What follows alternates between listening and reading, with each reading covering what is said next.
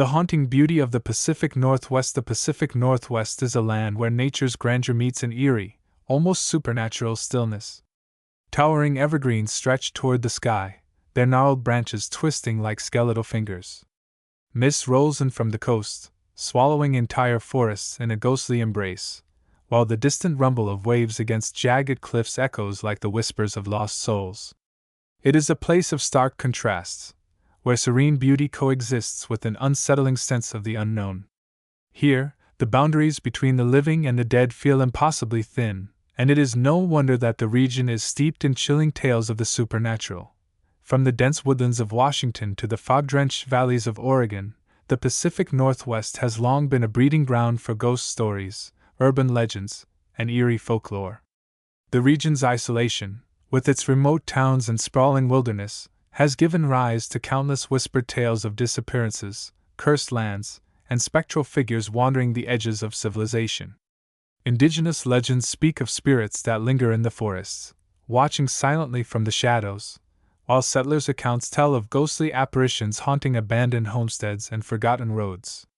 Even today, travelers and locals alike recount unsettling encounters, strange lights flickering in the distance, phantom voices carried by the wind, and the feeling of unseen eyes watching from the darkness. The Pacific Northwest's rich history only deepens its air of mystery. From the early days of exploration and settlement to the remnants of forgotten communities swallowed by time, the land carries the weight of countless untold stories. Some say that the spirits of those who once roamed these lands never truly left, their presence lingering in the creak of an old wooden floorboard, the rustle of leaves when no wind stirs, or the distant echo of footsteps that vanish into silence. Whether rooted in truth or born from the fertile imagination of storytellers, these tales have woven themselves into the very fabric of the region, ensuring that the Pacific Northwest remains one of the most haunted places in the world. A personal encounter with the unknown. I remember the night I first felt the presence of something beyond the veil of the living. It was during a weekend camping trip with a group of friends deep in the forests of Vancouver Island, where the towering trees loomed like ancient sentinels, and the air carried the scent of damp earth and pine. We had chosen a secluded clearing near an abandoned logging road, far from the nearest town, eager to escape the noise of everyday life and immerse ourselves in the wilderness. But as the sun dipped below the horizon and darkness settled over the woods, an unease crept into the air, one that none of us could quite explain. At first, it was subtle. The wind had died completely, leaving an oppressive silence in its wake. No crickets chirped, no leaves rustled.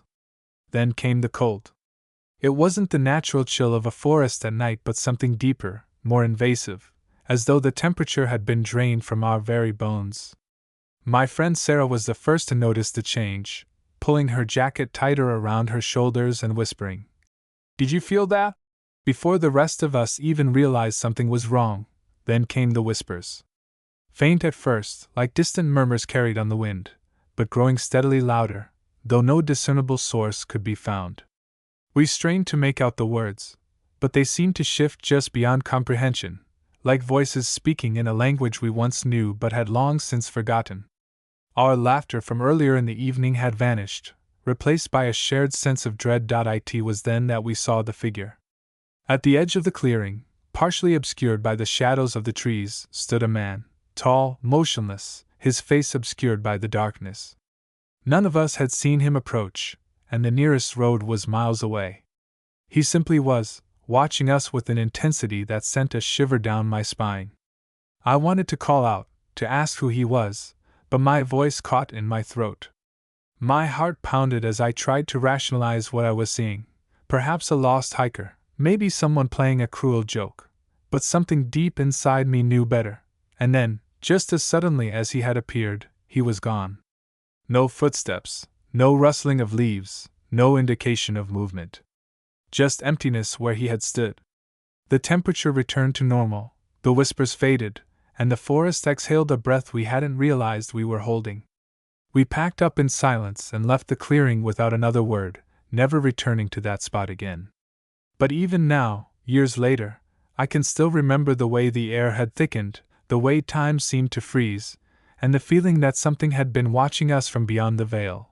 The Lady of Lake Sammamish, a tragic tale from Washington. Nestled in the lush forests of Washington state, Lake Sammamish is a serene body of water surrounded by nature trails and tranquil scenery. But beneath its placid surface lies a haunting legend that has echoed through generations, a tale of love, loss, and the enduring spirit of a young woman known as Eleanor Whitmore. This historical ghost story, steeped in local lore, has captivated the imaginations of both residents and visitors alike, drawing them into the depths of its sorrowful narrative. In the early 1900s, Eleanor was a beautiful and vivacious young woman who lived in a quaint cottage near the lake with her family. She was known for her kindness and her love for the outdoors, often seen walking along the shoreline, her laughter mingling with the gentle lapping of the water. It was during one of these walks that she met a charming young man named Thomas, a local fisherman who had recently returned from a long voyage at sea. Their connection was instant, and the two fell deeply in love, spending countless hours together exploring the woods and sharing dreams of a future filled with promise. However, tragedy struck when Thomas was called back to sea, leaving Eleanor behind with the promise of return. As the months turned into years, Eleanor waited faithfully by the lake, her heart heavy with longing. The villagers often spotted her, a solitary figure wandering the shores, her eyes fixed on the horizon, hoping to catch a glimpse of the ship that would bring her beloved back to her. But with each passing season, the hope faded, and whispers began to circulate about her increasingly erratic behavior.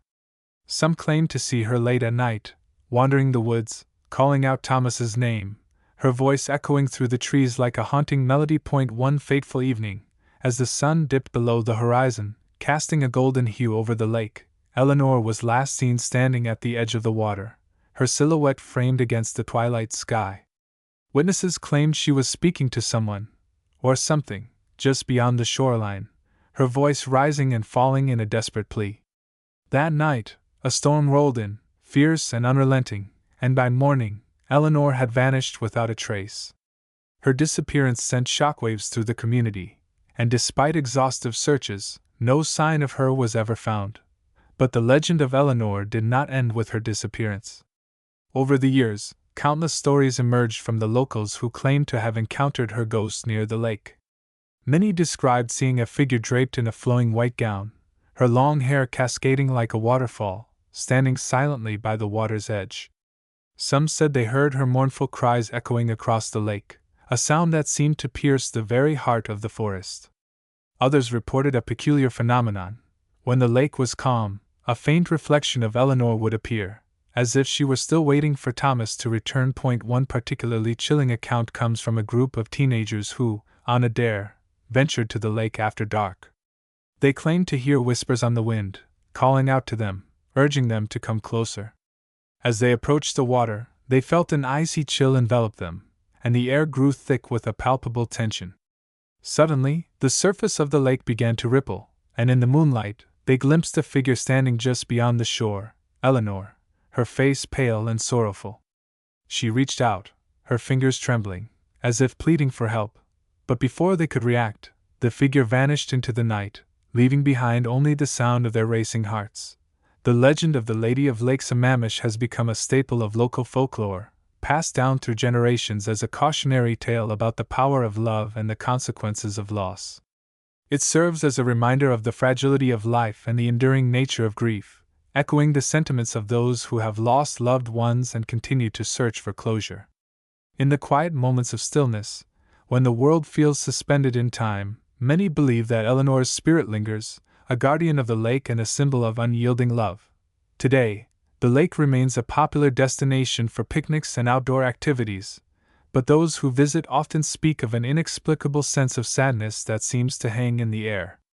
Locals warn that on certain nights, particularly during the autumn months when the leaves fall and the air turns crisp, one might hear Eleanor's voice calling out, a haunting reminder of her eternal wait. As the legend continues to thrive, it invites all who wander near the shores of Lake Sammamish to listen closely, to hear the echoes of a love that transcends time and a spirit that refuses to fade away. Waterwave. The Wailing Woman of Mount Tabor, a modern urban legend in Portland. In the heart of Portland, Oregon, lies Mount Tabor, a serene park nestled within the city's bustling landscape. With its rolling hills, scenic trails, and the iconic reservoirs perched atop its summit, Mount Tabor offers a tranquil escape for locals seeking respite from urban life. Yet, beneath its idyllic surface, the park is steeped in a chilling urban legend that has taken root in the minds of Portlanders for decades: the tale of the Wailing Woman of Mount Tabor. This modern ghost story, shrouded in mystery and fear, speaks of a spectral figure whose sorrowful cries haunt the park's winding paths, leaving an indelible mark on those who dare to encounter her. The legend of the Wailing Woman is said to date back to the mid-20th century, though its origins remain murky, blending fragments of history, folklore, and urban myth. According to the most commonly told version, the Wailing Woman was once a young mother who lived in the neighborhood surrounding Mount Tabor in the 1950s. She was known for her vibrant personality and deep love for her child, but tragedy struck when her son was tragically killed in a car accident near the park's edge. Overcome with grief, the woman became a recluse, retreating into the woods of Mount Tabor, where she wandered aimlessly, calling out her son's name and weeping uncontrollably. One stormy night, the woman vanished without a trace, leaving behind no clues as to her fate. Some say she succumbed to her despair and took her own life, while others believe she was consumed by her grief and simply faded into the ether. Whatever the truth, her presence is said to linger on the slopes of Mount Tabor, where locals claim to hear her wails echoing through the trees on quiet evenings. The sound, described as both haunting and mournful, seems to carry an unbearable weight of sorrow, as though the very air is burdened by her eternal grief. Over the years, numerous accounts have surfaced from hikers, joggers, and even nearby residents who claim to have encountered the Wailing Woman. Most describe hearing her cries long before they see her, if they see her at all. The sound often begins faintly, as if carried by the wind, growing louder and more distinct as one approaches the park's quieter trails. Those who have reported seeing her describe a figure cloaked in a tattered, flowing garment, her face obscured by shadows. She is said to stand motionless, her arms outstretched as though searching for something, or someone, before vanishing into the trees without a sound. One particularly chilling account comes from a group of teenagers who ventured into the park one foggy autumn evening. As they followed a trail winding through the dense underbrush, they began to hear faint, rhythmic wailing that seemed to emanate from all directions. At first, they dismissed it as the wind, but as the sound grew louder, they froze in their tracks. One of them, a boy named Jake, claimed to see a figure standing at the edge of the trail, a woman in a pale blue dress, her head bowed as if in prayer. When he called out to her, the figure lifted her head slowly, revealing a face frozen in anguish, before disappearing into the fog without a trace. The group fled the park in terror, vowing never to return. The legend of the Wailing Woman has also inspired a curious local tradition, with some Portlanders leaving small offerings near the park's trails: flowers, candles, and handwritten notes expressing sympathy for the grieving spirit. Whether these acts are meant to appease her or simply pay homage to her tragic story, they serve as a testament to the enduring power of the legend. Others, however, view the Wailing Woman as a warning, a spectral reminder of the dangers of unchecked sorrow and the fragility of the human psyche. What makes this urban legend particularly unnerving is its ability to tap into universal fears, grief, loss, and the unknown. The Wailing Woman's story resonates deeply because it reflects the pain of losing a loved one, a sorrow so profound that it transcends death itself. Her presence in Mount Tabor serves as a haunting metaphor for the ways in which grief can linger, unacknowledged and unresolved, shaping the lives of those who remain. The legend also plays on the psychological phenomenon of pareidolia, the tendency to perceive patterns, such as faces or voices, where none exist. The rustling of leaves, the distant hum of traffic, or even the howl of the wind can easily be interpreted as the Wailing Woman's cries, especially for those familiar with the story. This interplay between reality and imagination adds an extra layer of fear, making the legend all the more compelling. Despite its unsettling nature, the Wailing Woman of Mount Tabor has become a cultural touchstone for Portland, inspiring local artists, writers, and filmmakers to incorporate her story into their work. Her legend has been featured in everything from ghost hunting documentaries to regional folklore collections, cementing her place in the city's collective consciousness. Yet, for all its popularity, the story remains deeply personal for those who live near the park, a reminder that even in the heart of a bustling city, the line between the living and the dead can sometimes blur. As the sun sets over Mount Tabor, casting long shadows across its trails, the legend of the wailing woman lingers in the air, a spectral echo of sorrow that refuses to be forgotten.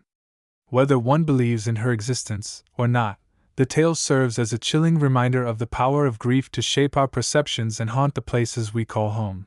The forest phantom of the Cowlitz tribe. Long before the first European settlers arrived in the Pacific Northwest, the indigenous peoples of the region lived in harmony with the land, their traditions deeply intertwined with the spirits that dwelled within the forests, rivers, and mountains. Among the Cowlitz tribe, who have inhabited the forests of present-day Washington state for centuries, there exists a chilling legend of a creature known as the Weewillmekq, a malevolent spirit that prowls the woods, unseen by most but feared by all who understand its power. Unlike the benevolent guardian spirits that protect the land and its people, the Weewillmekq is a being of darkness, a harbinger of misfortune and death, and those who encounter it rarely live to tell the tale. The Weewillmekq, according to Cowlitz oral tradition, takes the form of a towering, emaciated figure, its body wrapped in a tattered cloak of moss and bark. Its face is said to be featureless, save for two hollow, glowing eyes that pierce through the dense forest fog like lanterns in the night. Some accounts describe it as moving with unnatural speed, gliding silently through the underbrush, while others claim it appears only in moments of extreme peril, watching in silence before vanishing into the trees. What is certain, however, is that the Weewillmekq is not a mere figment of imagination. It is a force that demands respect, a reminder that the forest is not always a place of safety. The origins of the Weewillmekq are rooted in a tragic tale passed down through generations. According to legend, long ago, a powerful shaman of the Cowlitz tribe discovered a forbidden ritual that allowed him to sever his spirit from his body and roam the world unseen. With this newfound ability, he sought to protect his people from those who would harm them, but his power soon corrupted him. He became obsessed with controlling the fate of those around him, punishing those he deemed unworthy and exacting vengeance on those who defied him. His presence became a curse upon the land, and the elders of the tribe realized that his spirit had become untethered, trapped between the world of the living and the dead. To stop him, the tribe's wisest medicine woman performed a sacred rite, binding his spirit to the forest itself.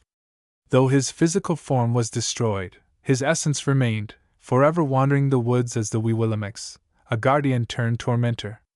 It is said that he seeks out those who disrespect the land, those who hunt without purpose, or those who fail to honor the spirits that dwell within the trees. Those who stray too far from the path, who ignore the warnings of the elders, may find themselves lost in the forest, hearing the distant sound of dry leaves crunching beneath unseen feet. The legend of the Weewillmekq is not merely a tale meant to frighten children into obedience. It serves as a lesson, a reminder of the delicate balance between humanity and nature. The Cowlitz tribe teaches that the forest is alive with spirits, both benevolent and malevolent, and that one must always tread carefully, showing reverence for the land. To this day, elders warn against venturing too deep into the woods alone, especially at dusk, when the veil between worlds is thinnest. Those who do often return changed, their eyes hollow, their voices shaken, unable to fully explain what they saw, but forever haunted by the memory. There are numerous accounts of encounters with the Weewillmekq, both in the past and present. One of the most well-known stories comes from a Cowlitz elder who, as a child, wandered too far from his village during a hunting trip. As night fell, he became disoriented, the trees seeming to shift and close in around him. Just as fear threatened to consume him, he heard a slow, deliberate crunching of leaves behind him. When he turned, he saw nothing, but the sound continued, growing louder, closer. Panic surged through him, and he ran blindly through the underbrush until he stumbled into a clearing where his father was searching for him. The elder claims that from that day forward, he could never walk through the deeper parts of the forest without feeling the weight of unseen eyes watching him. More recently, in the 1980s, a group of hikers reported a terrifying experience in the forests near Mount St. Helens. They claimed to have heard a strange, guttural whispering that seemed to come from all directions at once. One of them, a local guide familiar with the area, recognized the legend of the Weewillimics and insisted they turn back immediately. As they retraced their steps, they noticed that the trees ahead of them seemed to shift unnaturally, their branches curling inward as if trying to block their path. The group managed to escape without further incident, but the guide refused to return to that part of the forest, claiming he had seen the glowing eyes of the Weewillimics watching them from the shadows. Despite modern skepticism, the legend of the Weewillimics remains deeply ingrained in the cultural consciousness of the Pacific Northwest. It is a story that transcends time, a warning that echoes through the trees, reminding all who hear it that some forces are best left undisturbed. Whether the Weewillimics is a spirit bound by ancient rituals or simply a manifestation of the forest's untamed power, one thing is certain: those who venture into the woods without respect may find themselves lost, not just in the physical sense, but in the realm of the unknown, where the line between myth and reality begins to blur. The Vanishing Children of Dead Man's Hollow. A forgotten tragedy deep in the heart of the Oregon wilderness, nestled between the dense forests of the Coast Range, lies a place known only to a few as Dead Man's Hollow. This remote, overgrown valley, hidden from the main roads and largely untouched by time, holds a chilling secret, one that has been whispered among locals for generations but rarely spoken of outside the region. It is said that in the early 1900s, a group of children vanished without a trace in this forsaken place, leaving behind only unanswered questions and an eerie sense of dread that lingers to this day. The legend begins with the establishment of a small logging camp near Dead Man's Hollow in the year 1907. The camp, operated by a company eager to exploit the vast timber resources of the Pacific Northwest, was a temporary settlement of rough-hewn cabins and makeshift shelters. Dozens of workers lived there, many bringing their families with them, creating a small, isolated community in the middle of the wilderness. Among the children who lived in the camp was a group of 5 boys and girls, ranging in age from 6 to 12, who spent their days exploring the dense woods surrounding the settlement. Dead Man's Hollow itself was already regarded with suspicion by the older loggers, who spoke in hushed tones about the land's unsettling history. According to local indigenous legends, the valley was once a place of great sorrow, where a tribal conflict had ended in bloodshed generations before. Some claimed that the spirits of the fallen still wandered the hollow, their presence felt in the unnatural stillness of the air, and the way the wind seemed to whisper through the trees like mourning voices. Despite these warnings, the children paid little heed, treating the hollow as an exciting new frontier for their games and adventures. Then, on an overcast afternoon in late September, the children disappeared. One moment, they were playing near the edge of the hollow, laughing and chasing one another through the underbrush. The next, they were simply gone. The adults who had been working nearby heard no screams, no signs of struggle, only an abrupt and eerie silence. A frantic search was launched, with every available worker combing the woods for hours, but no sign of the children was found. Not a single footprint, not a torn piece of clothing, not even a broken branch to indicate where they had gone. It was as if they had been swallowed whole by the earth itself. As the days passed with no trace of the missing children, the camp grew increasingly uneasy.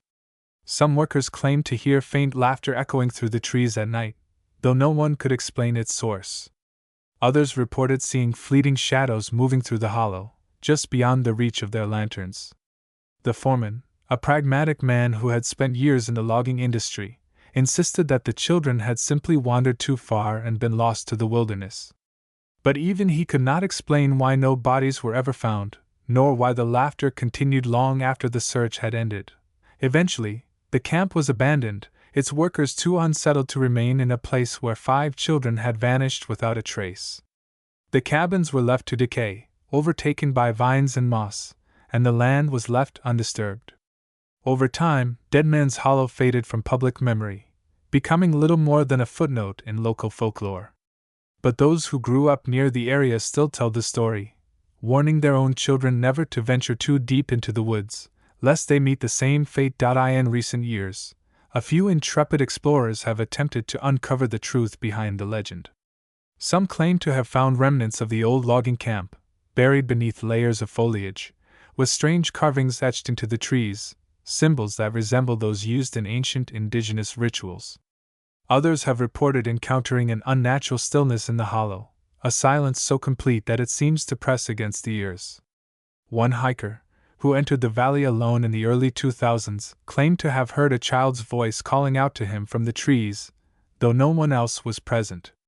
He fled the area in terror, refusing to speak of what he had heard. Some theorists believe that the children were victims of foul play, perhaps taken by someone who lived in the wilderness and preyed on unsuspecting wanderers. Others argue that the legend has been exaggerated over time, and that the children simply perished in the forest, their remains lost to the elements. But no explanation has ever fully satisfied those who have heard the stories, nor has any evidence been found to prove or disprove the legend.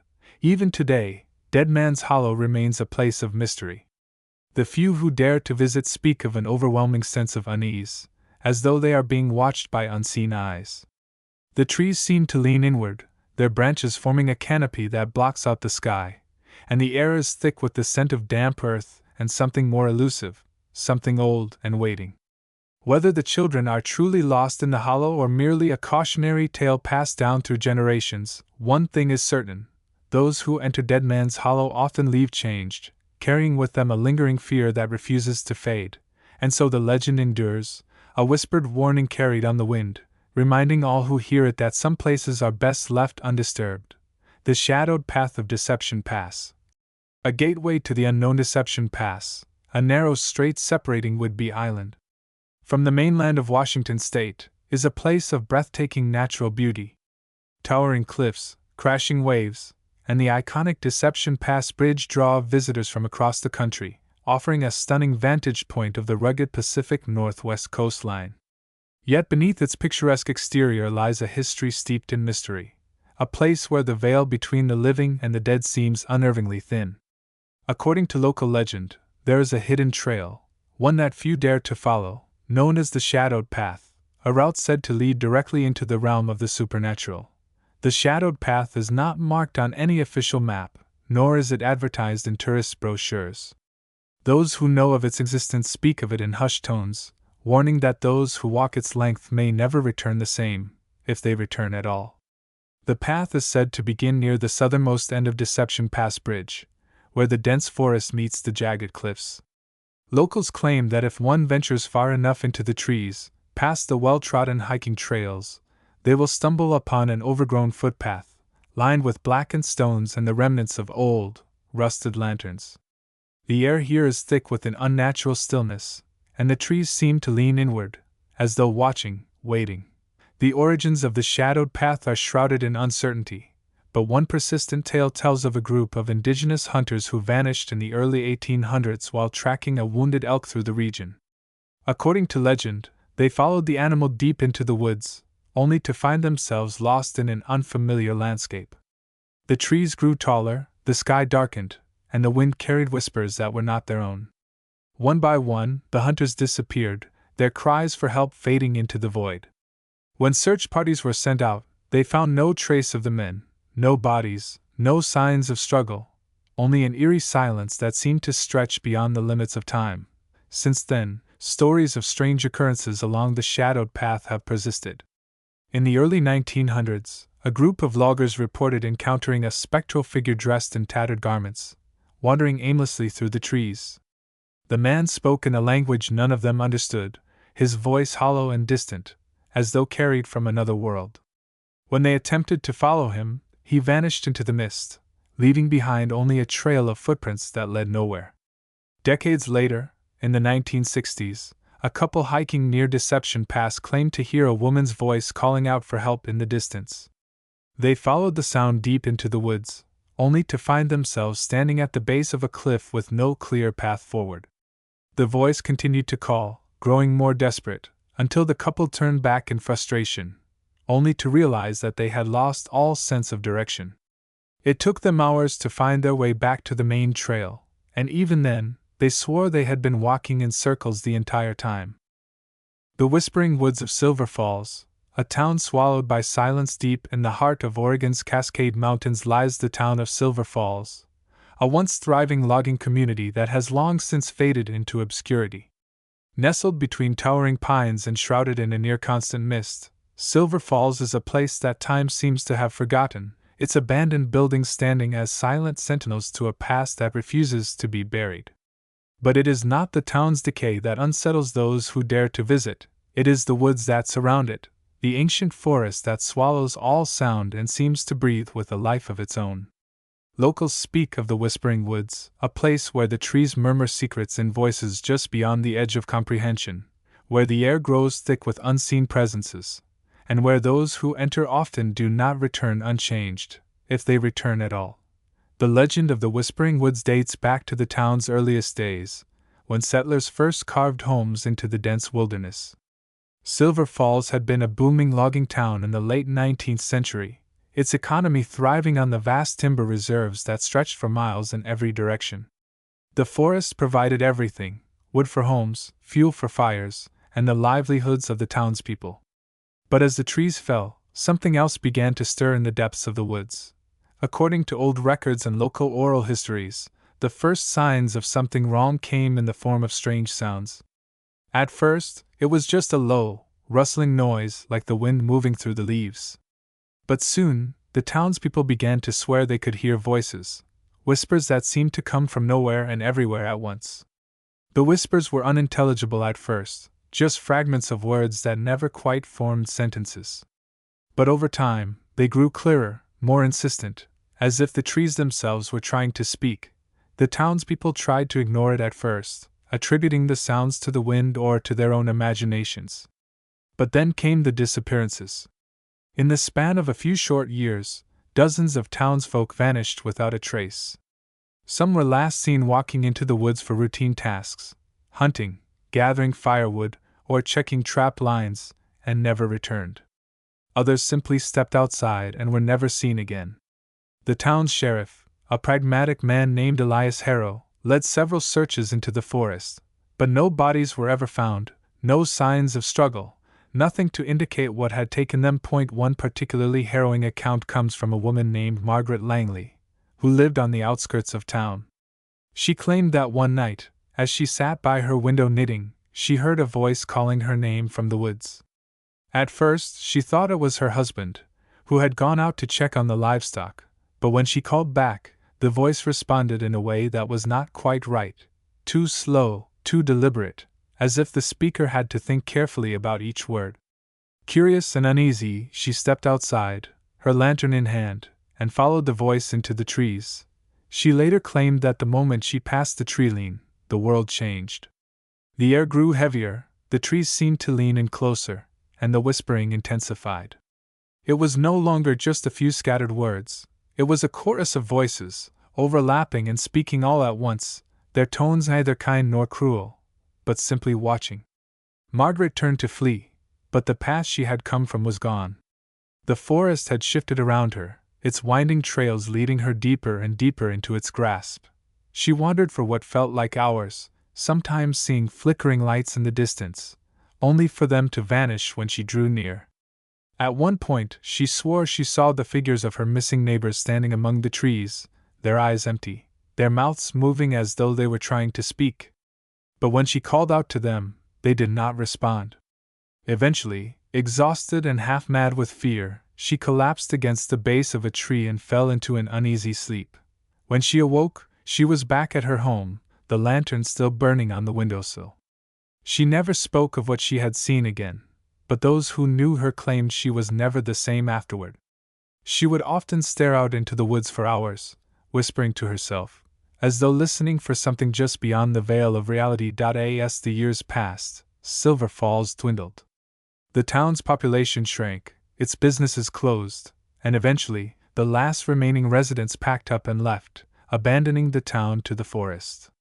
Some say they left out of fear, others say they left because the whispers became unbearable, their voices growing louder and more insistent until they could no longer be ignored.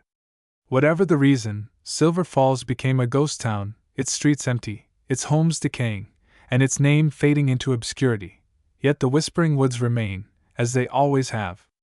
Travelers who venture too close report the same eerie phenomena, voices just beyond the edge of hearing, the sensation of being watched, the feeling that the forest is alive.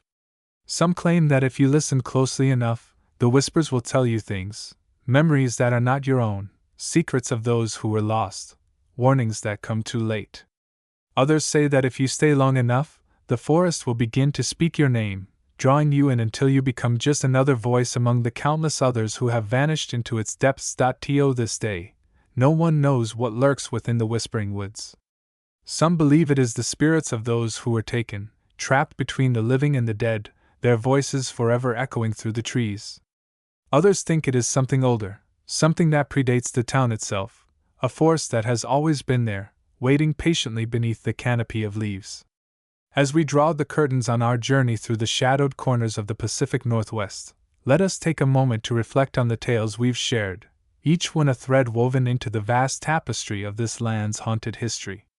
These stories, born from mist-laden forests, storm-racked coastlines, and forgotten towns, are more than just whispers of the supernatural. They are echoes of human emotion, of love lost, grief unspoken, and the eternal struggle to understand the mysteries that lie beyond our grasp. The Pacific Northwest, with its towering trees and endless skies, has always been a place where nature and the supernatural seem to blur. It is a land that listens. Every creak of an ancient pine, every ripple across a glassy lake, every sudden silence in a dense thicket, these are the breaths of a region steeped in stories. Whether it is the sorrowful cries of the Lady of Lake Sammamish, the restless wails of Mount Tabor's grieving spirit, or the unseen presence that lingers in the whispering woods, these legends remind us that the past is never truly gone. It lingers, waiting for someone to listen, to remember, to pass the tale along. But even in the face of these chilling accounts, there is beauty in the telling. For every eerie legend, there is a lesson, a reminder to tread carefully, to respect the land, and to honor the spirits that may yet walk among us. These stories do more than frighten, they connect us. They remind us that fear, wonder, and curiosity are universal, that the thrill of a ghost story is something we all share, no matter where we come from. If you've found yourself captivated by these tales, know that this is only the beginning. The Pacific Northwest holds countless more secrets, waiting to be uncovered by those brave enough to listen. There are roads that twist into the unknown, ruins swallowed by time, and voices carried on the wind that have yet to be heard. So, as you step back into the warmth of the present, take comfort in knowing that the darkness beyond the firelight still holds its mysteries, and that every rustling leaf, every distant cry, might be the start of a new story. Thank you for joining me on this journey through the haunted heart of the Pacific Northwest. If these stories have stirred your imagination, if they've left you glancing over your shoulder at the edge of the woods or listening just a little longer to the wind, then I am grateful. Be sure to subscribe to the channel for more eerie tales, and don't forget to share your own experiences, because the best ghost stories are the ones that live on in our memories, whispered from one soul to the next. Until we meet again, may your nights be peaceful, your lanterns bright, and your curiosity ever hungry. Stay safe, stay curious, and remember, sometimes, the greatest adventures begin with a story. Good night, and thank you for listening.